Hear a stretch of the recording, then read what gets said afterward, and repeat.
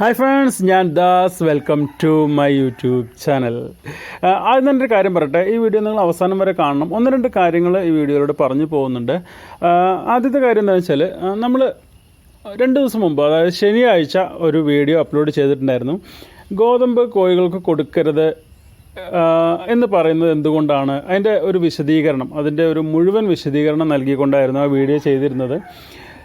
പക്ഷേ അതിൽ പറയുന്ന കാര്യങ്ങൾ ആരും കേട്ടിട്ടില്ല. നമ്മൾ ഈ തംബ്നെയിലിലോ അല്ലെങ്കിൽ ഹെഡിങ്ങിലോ കൊടുത്തിട്ടുള്ള ആ ഗോതമ്പ് കോഴികൾക്ക് കൊടുക്കരുത് എന്നുള്ളത് മാത്രം കേട്ടതിന് ശേഷം വന്ന് ഞാൻ കൊടുക്കാറുണ്ടല്ലോ, ഞാൻ കൊടുത്ത് എനിക്കിതുവരെ ഒരു കുഴപ്പമുണ്ടായിട്ടില്ല, നിങ്ങൾ തന്നെ കൊടുക്കുന്നത് ഒരുപാട് വീഡിയോകളിൽ കാണിച്ചിട്ടുണ്ടല്ലോ, പിന്നെ എന്താണ് ഇങ്ങനെ പറയുന്നത് എന്നുള്ള രീതിയിലാണ് കമൻറ്റുകൾ. അപ്പോൾ വീഡിയോ കണ്ടിട്ടില്ല എന്നാണ് അതിൻ്റെ അർത്ഥം. അത് മനസ്സിലാക്കുന്ന അതാണ്. ഞാൻ വീഡിയോയിൽ എന്താണ് പറയുന്നത് എന്നുള്ളത് കേൾക്കാനുള്ള ഒരു ശ്രമം പോലും നടത്താതെയാണ് താഴെ വന്ന് കമൻറ്റ് ചെയ്യുന്നത്.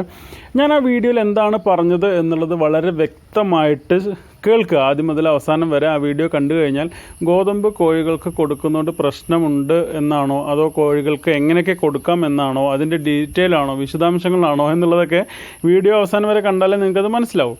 അപ്പോൾ ആ വിമർശിച്ച ആളുകൾക്ക് അത് ഈ വീഡിയോ കാണുകയാണെന്നുണ്ടെങ്കിൽ അതൊന്ന് കയറി മുഴുവനായിട്ട് കണ്ടതിന് ശേഷം നിങ്ങൾ പറഞ്ഞ് ശരിയാണോ എന്നുള്ളത് നോക്കുക. ഓക്കെ. പിന്നെ വേറൊരു കാര്യം എന്ന് പറയുന്നത്, നമ്മൾ വാട്സപ്പ് നമ്പർ കൊടുത്തിട്ടുണ്ടായിരുന്നു.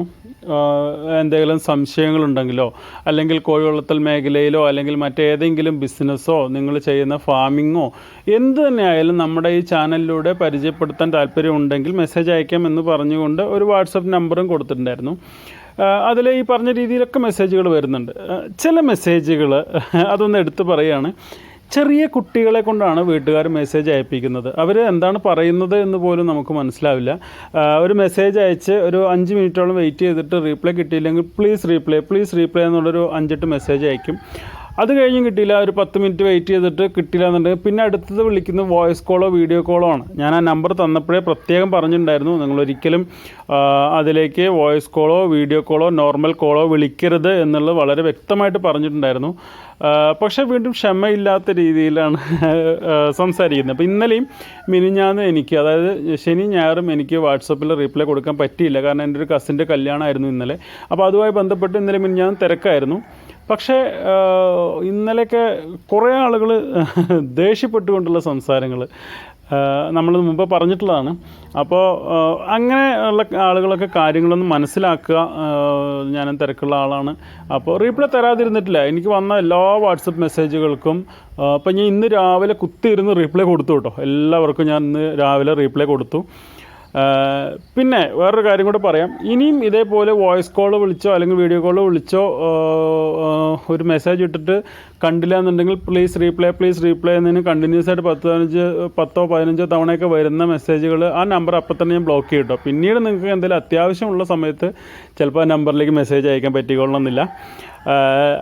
അതെന്താ പറയുന്നത് വെച്ചാൽ, ചെറിയ കുട്ടികളെ കൊണ്ടാണ് വീട്ടുകാർ മെസ്സേജ് അയപ്പിക്കുന്നത്. അപ്പോൾ ഒരു കാര്യം ചെയ്യുക, നിങ്ങൾ ആ കുട്ടികളെ കൊണ്ട് മെസ്സേജ് അയപ്പിക്കാതെ വലിയവർ തന്നെ, ഇപ്പോൾ അച്ഛനോ അമ്മയോ ആരാന്ന് വെച്ചാൽ അവർക്ക് തന്നെ മെസ്സേജ് അയക്കാം. എന്താണ് വ്യക്തമായി പറഞ്ഞുകൊണ്ട്. ഒന്നാമത് കുട്ടികൾ എന്താണ് പറയുന്നത് എന്നോ എന്താണ് ഉദ്ദേശിക്കുന്നതെന്നോ അവർ വോയിസ് തന്നെ മനസ്സിലാവുന്നില്ല. അപ്പം നിങ്ങൾ വലിയവർ കുട്ടികളെ കൊണ്ട് മെസ്സേജ് അയപ്പിക്കാതെ നിങ്ങൾ തന്നെ എന്താണ് കോഴികൾക്ക് പ്രശ്നം, അല്ലെങ്കിൽ എന്താണ് ടിപ്പ് വേണ്ടതെന്നുള്ളത് അങ്ങനെ ചോദിക്കുക. ഇപ്പം ഞാൻ പറയാറുണ്ട്, ഞാൻ വലിയ അറിവുള്ള ആളെന്നല്ല, കോഴി വളർത്തൽ മേഖലയിൽ അങ്ങനെ വലിയ അറിവുള്ള ആളെന്നല്ല. ഒരു 5% മാത്രമേ എനിക്ക് ഈ മേഖലയിൽ അറിവുള്ളൂ. പക്ഷേ ആ 5% ഞാൻ നിങ്ങളുമായിട്ട് ഷെയർ ചെയ്യാൻ ശ്രമിക്കാറുണ്ട്. അപ്പോൾ അതൊന്ന് ശ്രദ്ധിക്കുക കേട്ടോ. പിന്നെ വേറെ പ്രധാനപ്പെട്ട ഒരു കാര്യം പറയാനുള്ളത് എന്താ വെച്ചാൽ, വാട്സപ്പിൽ ചില കാര്യങ്ങളിൽ ചില സംശയങ്ങൾ ചോദിച്ച് മെസ്സേജുകൾ വരുമ്പോൾ ആ വീഡിയോ നമ്മൾ വിശദമായിട്ട് ചാനലിൽ ചെയ്തിട്ടുണ്ടാവും.